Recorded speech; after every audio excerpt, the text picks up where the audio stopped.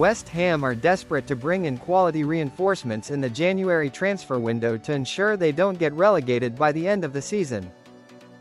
Sitting 19th in the table after 9 matches, Nuno Espirito Santo must be pleading with the Hammers board for marquee signings to revitalise his inherited squad from Graham Potter.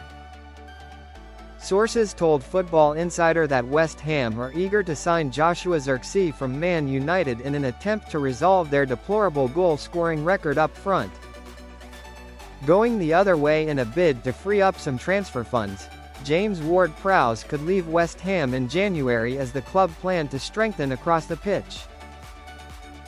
As I revealed on the latest edition of Football Insider's Inside Track podcast, the Irons have suffered a setback in their pursuit of the Brazilian wonderkid as part of their January transfer plans. Everton's former chief Keith Wyness exclusively told Football Insider that West Ham had opened talks with Endrick over a move to East London, yet the negotiations have clearly not gone past the initial opening phase. Speaking on the Inside Track podcast over Lyon taking the lead for the 19-year-old, I explained, "I think the Premier League obviously would be an interesting proposition, but it does seem that Lyon are the frontrunners for Endrick right now. He's hardly kicked the ball for Real Madrid this season, so the player himself is keen to move away, to be playing regularly, hoping to get into that Brazil squad for next summer's World Cup finals. Real Madrid will make the final decision where they feel is the best place for Endrick to leave. He's obviously still part of their long-term plans at the Bernabeu, just not maybe getting into the team right now under Xabi Alonso, but they won't be looking to sell him, they'll be looking to loan him to sort of help him work on his match fitness and everything else.